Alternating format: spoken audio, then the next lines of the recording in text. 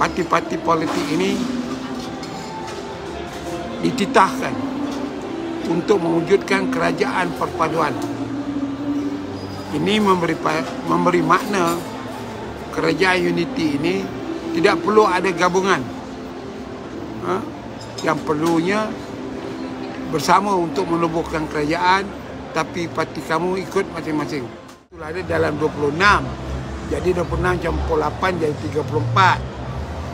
Orang Melayu dalam Pakatan Harapan, maka berarti ada kekuatan Melayu dalam Pakatan Harapan ni untuk DAP tidak sewenang-wenangnya menggunakan kuasa menteri dia untuk merugikan orang Melayu.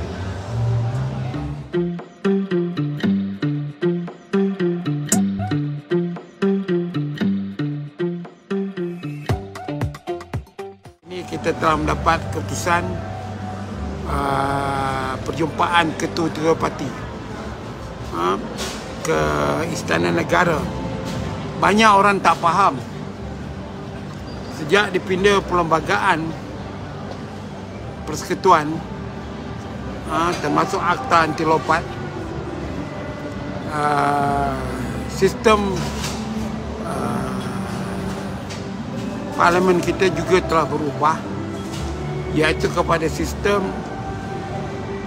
seseorang itu mesti ada partinya, ya, mesti ada partinya. Dari itu Istana Negara, ya, Istana Negara memanggil ketua-ketua parti sahaja. Saya ulangkan sekali lagi, Istana Negara memanggil ketua parti sahaja, bukannya kesemua secara individu. Kerana jika Istana Negara memanggil setiap ahli Dewan Rakyat atau ahli Parlimen ini secara individu, kemungkinan Istana Negara ada kecelaruan sedikit, tidak memahami perubahan zaman. Tentulah kalau dipanggil individu, soalannya ialah kamu nak sokong mana, A atau B. Kalau dia daripada parti tertentu, dia nak sokong A, tapi parti dia nak sokong B, maka dia telah pun dikira melompat atau menyeberang. Dari itulah sebabnya kesemua perjumpaan individu ini terpaksa dibatalkan oleh Istana Negara, mungkin atas nasihat pejabat program negara, pakar undang-undang. Oleh itu hanya ketua parti sahaja yang panggil.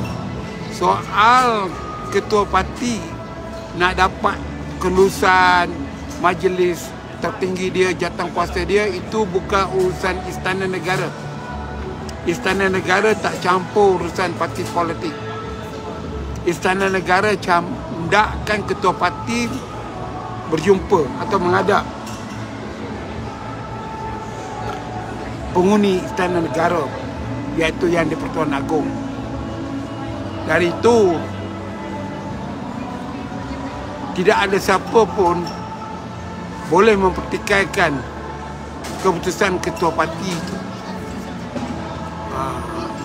Jadi begitulah dia yang berlaku hari ini, di mana ketua parti semalam, ketua parti PH dah berjumpa, ketua parti PN gabungan berjumpa, hari ini ketua parti BN berjumpa, ya. Atau pagi ini dah ditukarkan ketua parti GPS, ya, berjumpa, ya. Jadi apa yang saya nak katakan, tuan-tuan, ialah apa yang dinyatakan oleh pengurusi Barisan Nasional Dr. Ahmad Zahid Hamidi, bahawa sembah mak yang telah diberikan sembah maklum atas titah Yang Tuan Agong ataupun titah Yang Tuan Agong direct, dan Zahid Hamidi dah terima sembah maklum itu,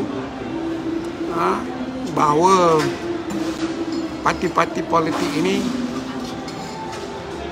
dititahkan untuk mewujudkan kerajaan perpaduan. Ini memberi makna kerajaan unity ini tidak perlu ada gabungan. Yang perlunya bersama untuk menubuhkan kerajaan, tapi parti kamu ikut masing-masing. Ya, dari itu apa yang berlaku hari ini ialah untuk nak memberikan penjelasan kepada Istana Negara, Barisan Nasional nak menyokong siapa.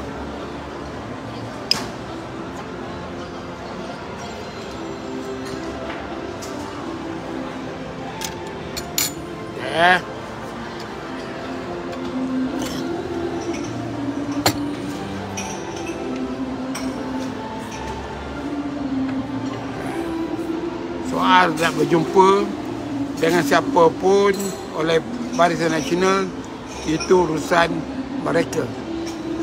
Mereka boleh jumpa dengan siapa pun, tapi semuanya akan dimutamatkan dalam mesyuarat malam ini, mesyuarat Majlis Tertinggi UMNO.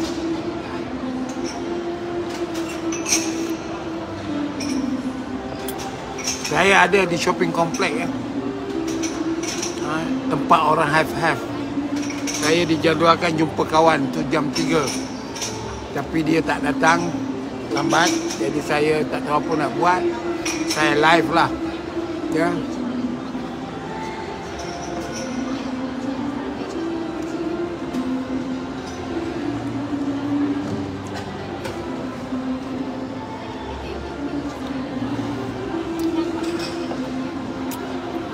Mereka semua nak jumpa sebab kadang-kadang kita pelik pemimpin-pemimpin politik ni, tak kisahlah dia PN ke, dia BN ke, PH ke, nak berjumpa mesti hotel 3 bintang.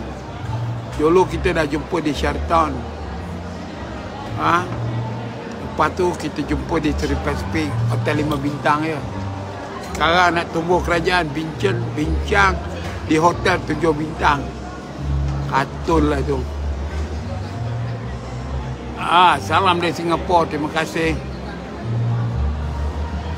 Jadi banyak, saya tak tahu apa meeting dia di St. Regis. Sebenarnya mereka mungkin untuk mendengar pandangan-pandangan offer Perikatan Nasional.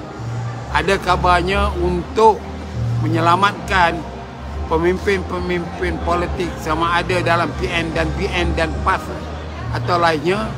Jalan keluarnya kabarnya, saya tak kata betul ya, daripada rumours, PN tawarkan jawatan Perdana Menteri ini balik kepada Ismail Sabri jika Barisan Nasional menyokong cukup jumlahnya secara en blok, bukan peribadi. Dari itu tak ada apa-apa apa dipanggil fakta. Kalau katalah yang pergi ke St. Regis tu 10 orang, dia nak menyokong PN, kemudian dibawa pada Istana Negara.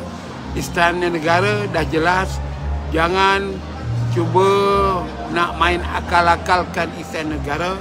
Istana Negara, penasihat dia macam-macam. Ketua Hakim Negara ada, Peguam Negara ada,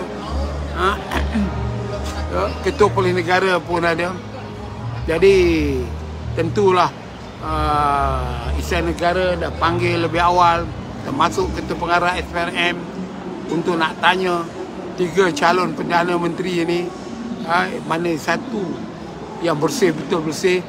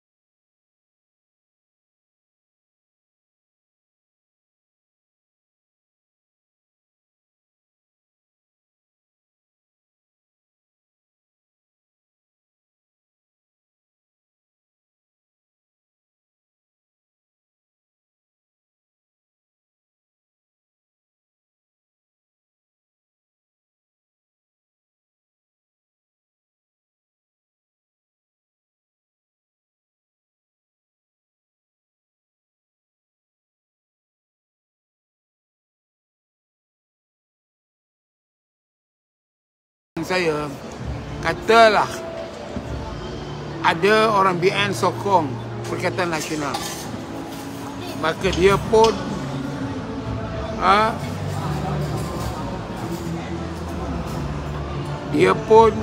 jika PN menjadi kerajaan akan dilantik jadi menteri. Jadi parti dia pula jadi pembangkang. Jadi bagaimana tu? Bagaimana itu yang akan berlaku? Apakah parti kata nak jadi pembangkang? Maknanya tak join kerajaan. Tapi ada katanya 12 orang menyokong parti PN menubuhkan kerajaan. Jadi adakah ini dikira lompat parti atau itu dikira hak individu? Jadi agak heran lagi.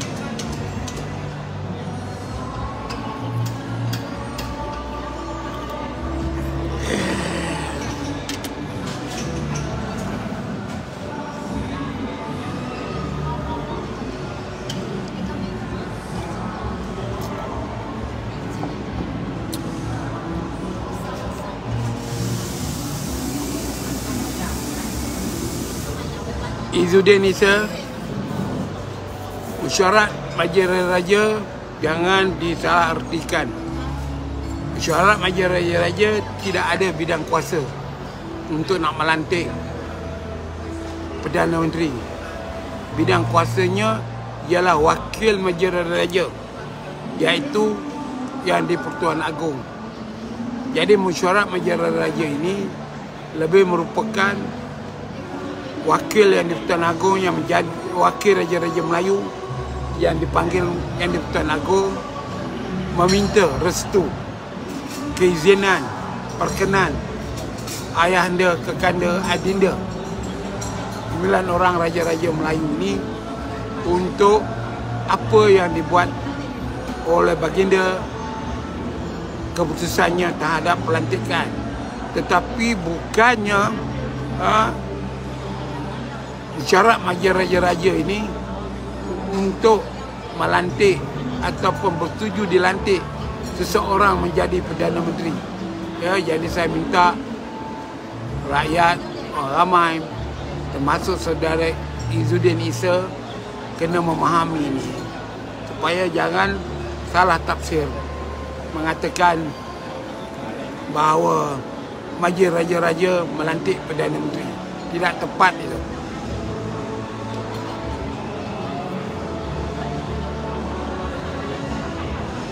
Muhammad Nasir Hashim, salam Datuk, petang ini buat live hingga 5 petang. Banyak pencerahan veteran yang dilupakan UMNO. Saya bukan dilupakan oleh UMNO. Saya tidak dipedulikan oleh UMNO. Pandangan, fikiran, idea, ilmu yang saya ada, mereka tak pakai. Sebab saya bukan menteri, bukan di jawatan tinggi dalam parti. Baik dia dengar pandangan ya, daripada ataupun nasihat daripada bekas penarik kereta yang pandai sakau, lepas tu jadi ahli parlimen. Baik dia dengar nasihat ni, orang yang macam ini, bukan orang yang dah berjuang, berada dalam UMNO melalui proses hampir 6 Perdana Menteri. Saya menyertai UMNO di zaman Tengku Abdul Rahman. Saya aktif di zaman Tun Razak, zaman Tun Hussein, zaman Dr. Mahathir, zaman Pak Lah, zaman Najib. Ada dah banyaklah sejarah yang saya tahu terhadap UMNO ini.